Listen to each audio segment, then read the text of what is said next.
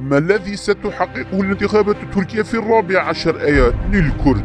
ستجري الانتخابات البرلمانية والرئاسية في كردستان تركيا وتركيا في 14 من آيار الجاري، وهي انتخابات حاسمة وهامة لما ستحدث من تغييرات إيجابية أو سلبية هامة في تركيا. هل ستغير هذه الانتخابات شيئا بالنسبة للكرد؟ يبدو أن الاستراتيجية الوحيدة للبكك والكيانات السياسية الأخرى في كردستان تركيا هي القضاء على سلطة رجب طيب أردوغان، والذي استمرت لأكثر من عقدين من الزمن. فوفق بيانات هدبة وبكك أنه إذا هزم أردوغان فإن الكرد سيستيقظون فجر 15 من آيار في جنات تركيا، لكن الحقيقة ليست كذلك. وما تحفيز الكرد وراء شعارات سنقوم بثورة في هذه الانتخابات سوى مرحلة أخرى من خداع الكرد واللعب بمصيرهم، لأن اضطهاد الكرد في تركيا وقمعهم واستغلالهم لم يبدأ بأردوغان ولن ينتهي به بالتأكيد. فكردستان تركيا قابعة تحت الاحتلال منذ اليوم الأول لتأسيس الجمهورية التركية في 29 تشرين الأول عام 23 لغاية يومنا هذا،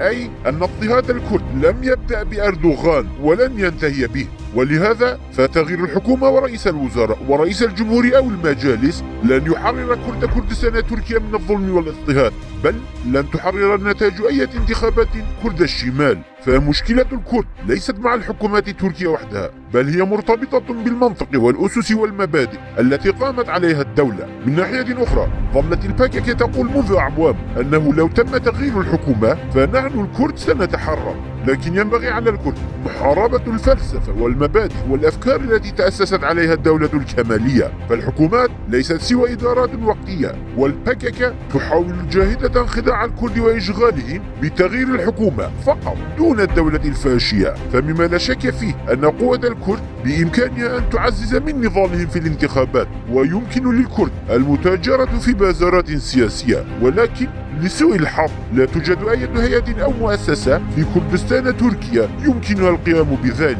الكل يريد أصوات الكرد. تحاول كافة الأحزاب والمرشحون في تركيا منذ أشهر جذب الناخبين الكرد والحصول على أصواتهم نظرا للكم الهائل لأصوات الكرد. فأصوات الكرد ستكون حاسمة في تحديد اختيار رئيس الجمهورية وتشكيل مجلس النواب في انتخابات 14 من آيار، ولكن نتائج الانتخابات لن تلعب أي دور في نيل الكرد لحقوقهم كاللغة والهوية والثقافة أو حل المشكلة الكردية في تركيا. فلا أحزاب النظام كآكابا أو المعارضة كجابا ولا الأحزاب الكردية التي تقدمت باسم الكرد والمحسوبة عليهم أرادت تحقيق شيء للكرد.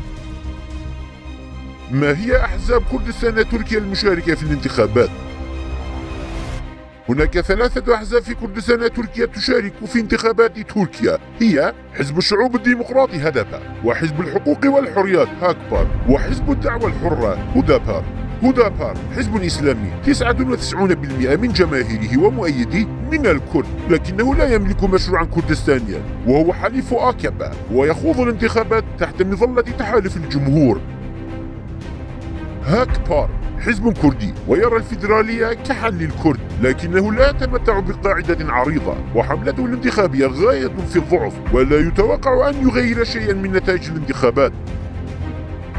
حزب الشعوب الديمقراطي هدبة 99% من قاعدته شعبية وجماهيره من الكرد، يحصد غالبية الأصوات الكردية. في الانتخابات السابقة حصل على 67 مقعدا برلمانيا وما يقارب من 100 بلدية، وهو الحزب الذي يحظى بأكبر قدر من الدعم الشعبي في كردستان تركيا. رغم كل هذا يصر الحزب على أنه ليس حزبا كرديا ولا مطالب له حول الحقوق الكردية، وخوفا من قضية إغلاق الحزب شارك الحزب في الانتخابات باسم حزب الخضر اليساري يستا، والذي كان قد تأسس في السابق كإجراء احترازي، ورغم مغايرة الأسماء والمسميات إلا أنه هو نفس هدبة. هل هدبة حزب كردي؟ لن يحقق هدبة أي مكتسبات وإنجازات للكرد لا أثناء خوض الانتخابات ولا بعدها. كون مطالب الحزب غير متعلقة بالقضية الكردية أو كردستان إطلاقا. فإذا نظرت إلى النقاط 14 من البرنامج الانتخابي لهدف لوجدته تطرق لحقوق المثليين وحقوق الحيوان وحماية البيئة وصولا إلى التمدن، إلا أن هذا البرنامج مر مرور الكرام على القضية الكردية، فلم يتطرق سوى للحريات العامة، والحرية الواردة في برنامج هدف غير واضحة المعالم. فلا ندري بماذا يطالب هدف، هل يطالب بالفيدرالية أو الحكم الذاتي أو الأمن الاقتصادي؟ كما لم يحدد برنامجها أي تعاريف للمشكلة الكردية. هدف يخشى من التلفظ بلفظ كرد وكردستان. عندما سئلت المتحدثة باسم هدف مرال دانيش بيشتاش عن خارطة كردستان الكبرى المرسومة على الطابع الذي صدر في إقليم كردستان، أجابت قائلة: البارزاني صنع هذا الختم، اسألوه، فحزب مدعو لهذا الحد من كردستان ولم يطالب بشيء للكرد، لما ينظر إليه على أنه حزب كردي؟ الحقيقة هي أن هدف يسعى فقط للحصول على أصوات الكرد ويتغذى على الجسم الكردي ويدمر الروح الكردية الحرة والمطالبة بالاستقلال ويقتلها ويعلق الكرد بآمال واهية. ماذا يطالب هدف للكرد؟ يتضمن البرنامج الانتخابي لهدف المطالبة بالحرية وبدولة مستقلة لشعب فلسطين، ولكن لا يوجد مطلب بإقامة دولة كردية.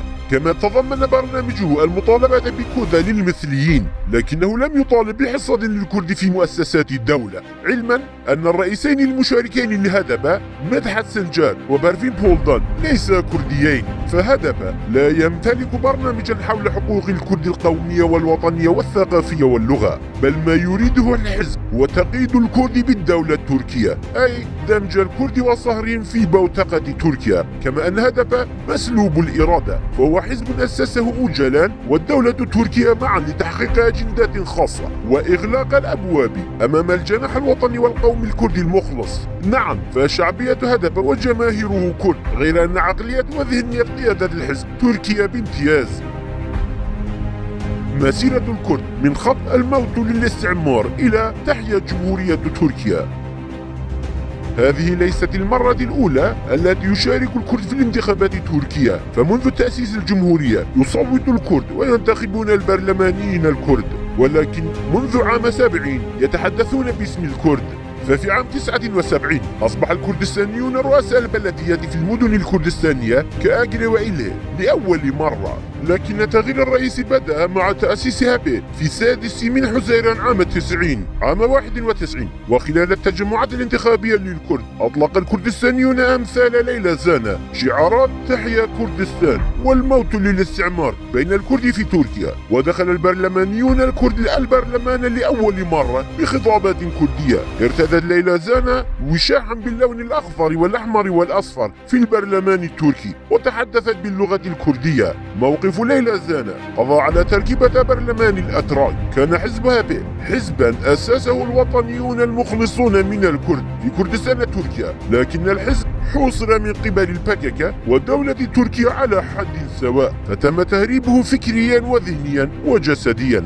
عام 91 توجه الناخبون الكرد صوب الصناديق لاقتراع بهتافات وشعارات عاشت كردستان والموت للاستعمار. وبعد مرور 30 عام ها هو هدف يرفع علم الأتراك ويتوجه صوب التجمعات الانتخابية، وهذا هو الاحتيال بعينه، الاحتيال وخداع والتلاعب بأفكار ومعتقدات الكرد. واليوم الكرد بأنفسهم ينكرون وطنهم وهويتهم القومية والوطنية، ففي انتخابات مرشحي هدف غاب أصحاب الفكر الكردي والكردستانيون عن قوائم مرشحي هدف، وغالبية مرشحي هدف في هذه الانتخابات هم من الأتراك واليساريين الأتراك واليساريين الكرد والمدافعين عن حقوق المرأة والأشخاص الذين يحملون فكرا أو لونا كردستانيا مهما قل تم استبعادهم من القائمة. نعم، فهدف استوعب الكرد في أطوره وغربلته. في وضع كهذا لا يمكننا القول إن الكرد سيكسبون شيئا من انتخابات 14 من آيار، فلا يوجد في هذه الانتخابات من يطالب بأي شيء للكرد.